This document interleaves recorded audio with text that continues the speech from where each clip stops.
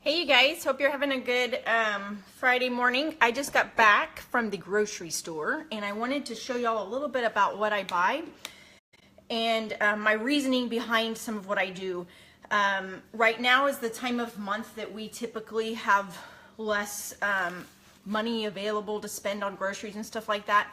So today I went to the store and I knew I had a few things I had to get, but I knew I also needed to kind of watch what I was spending. So I want to show you some of the things that I do on a regular basis to help save some money. For ground meat, I use that for meatloaf and a few other things. I like to get the one that's the leanest possible, but yet that's the most expensive. So what I do is try to go in the morning, and our particular grocery store will often put stickers on certain meat and make it 25% off because it needs to be sold like today. The date on it is it needs to be sold. So I look for that. I go early in the morning, I look for that, and then I freeze it right away if I'm not going to use it right away. They also have, they had this club pack that was available that was 25% off. Now this is not as lean as the other one, but what I do is I will get, like when I'm going to make meatloaf, I will get the leaner one for a pound of meat and then the less lean one for a pound of meat, and I mix them if I'm not able to get all of the leanest meat for that recipe. For spinach, I buy a big container, even though we don't eat that much spinach. Since my 19-year-old that's away at college isn't here, that tends to go to waste. But it's more affordable to buy the bigger package than to buy the smaller packages more frequently. So what I do with the spinach is I use it for my superfood shake in the morning, but I also use it for salads and other things like that. So I will take about half of this and I'll break it up into little single servings of vegetables, and I'll put them in freezer bags and I'll freeze them. And so that's what I have for my smoothie in the morning. And then the other half of the spinach that I don't freeze, I will use for salads. I like to buy a ton of bananas. Bananas are good for just eating them. They're also good to put in a smoothie. They're also used in a lot of recipes that have healthier ingredients, as well as like if you're going to make banana muffins and stuff like that, having ripe bananas available is a good thing. Today in particular at the grocery store I go to, they had these parchment paper cups on special. They had a coupon for like $1 off or something like that. I use the parchment cupcake things for a lot of my baking when I make different muffins, because when you use the cleaner ingredients, they'll tend to stick on the outside. I found that parchment paper is a really good thing to use for that. They don't stick like they would with a regular cup. Some of the recipes that I've used say if you use a regular cup to actually spray it with some olive oil, which is okay, but if you use the parchment paper then you don't have to do that. So these are on special. I didn't need any right now, but I went ahead and bought 2 boxes of those just so I could get them at the reduced cost. Now, chicken. This is what I do for chicken. This is like a bulk package, and it is $10 for 5 pounds. So it's actually leaking. So what I do with that is I break it up into 2 2-pound Ziploc bags and 1 pound. So that's 3 meals for us. So I use Crockpot meals a lot. So several of them I'll use 2 pounds of chicken in them. And then the other pound of chicken I'll make into something that I can use for my lunch all week long.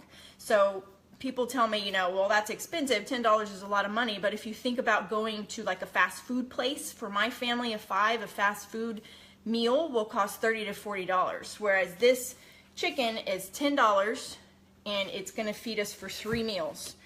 So I think that's a pretty good deal. I bought some romaine lettuce in addition to the spinach.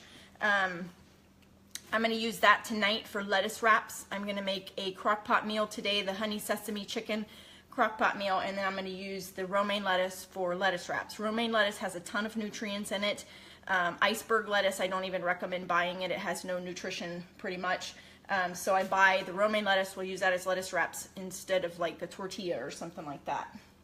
Then I always buy almond milk to use for superfood smoothie, and then I also use this for baking, and whenever it calls for regular cow's milk, I'll use this and it works just fine. I have a dairy intolerance, so that tends to interfere with a lot of my cooking and things that I do, and this doesn't bother me. If you're popping on, say hi, because I can see someone's watching, but I can't see who it is. I buy the kids this orange juice, and what I look for with the orange juice is I want it to be natural juice. I don't want it to have any artificial flavoring or anything else. So this particular brand says it contains orange and pineapple juice, natural flavors. It contains nothing else. So the kids like to drink a little bit of juice in the morning, so this is the kind that I look for, something that's just pure juice. This is something that I use a ton of, and I didn't buy this today, obviously, but pure maple syrup is something that's used in a lot of healthy recipes, so it's a good staple to just have at your house so that you can use it for the different recipes. What you want to look for with syrup, which I never knew this before, the traditional syrup brands that I grew up eating or using are not syrup. They're like a bunch of chemicals. So next time you go to the store and you're gonna buy some syrup, look at the ingredients, because this one, if you look at it, it says ingredient maple syrup. Can you see that right there? Maple syrup. It might be backwards for you, but that's all that's in it. It's just syrup. It's natural. It's a natural sweetener. So you want to look for that instead of something that's a concoction of chemicals. Another thing I like to buy is Mrs. Dash. It's a salt-free seasoning, and if you look at the ingredients, what you want to do is look for the ingredients and make sure it doesn't have any artificial sweeteners or any other preservatives, and it is strictly spices in this. It's just a nice mix of spices that I can throw on some green beans or something like that. Pretty simple. And then cinnamon. I don't need any cinnamon right now. We still have a big container of it, but this was on special. Cinnamon is very good for your health. It's been found to have benefits for your heart, so I like to add this into things when I can. I put it in my superfood smoothie almost every morning just to get a little bit of extra oomph in there. So that was on special today. That's why I bought it today. And then marinara sauce.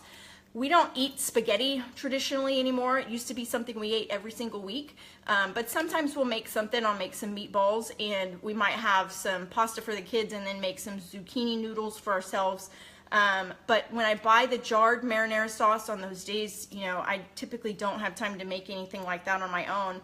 I look on here, this one says healthy, but I want you to be mindful that healthy isn't, you can't take that at face value. You need to turn it around and you need to look at the ingredients.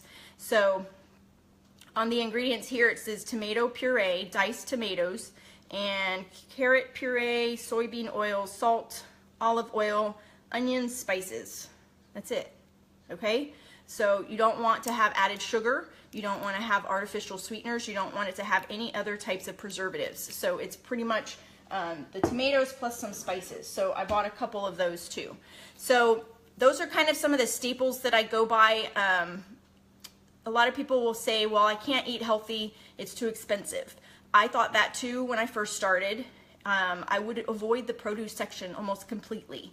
And I would say I have to go grocery shopping every 2 weeks. I can't go more often than that. And so I would stick to all of those things toward the middle of the store that have a ton of preservatives that come in boxes, thinking that I was somehow saving money. But in the long run, what I have found is when I started using more natural things and then using some of these strategies for how I purchase things, I actually save money. I used to spend like $3 to $5 on a box of soda at every grocery trip. Sometimes I'd buy 2 or 3 of them. Cookies, chips, things like that. I used to buy a ton of those things, and I don't anymore. Sometimes we'll buy some pretzels, and I very rarely buy soda. I really don't, hardly at all, except if we're like going to a stock show or something, and I want us to have a little bit of something else to drink that, so the kids don't want to go buy something at the concession stand. But I really have found that using these strategies, I actually save money. And then drinking my superfood shake in the morning saves me money as well, because it costs less than it would for me to go and make breakfast or get anything for breakfast anywhere on my way out the door. So I hope some of those strategies help you.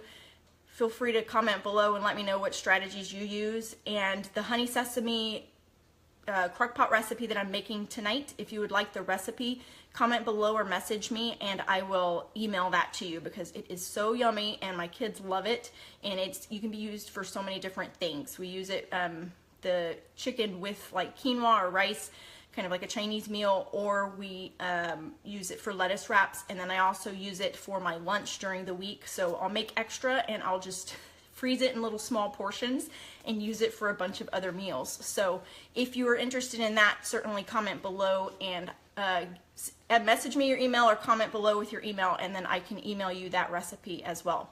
But let me know if that helps y'all. Y'all have a great Friday. I will talk to y'all soon, and thanks for following me.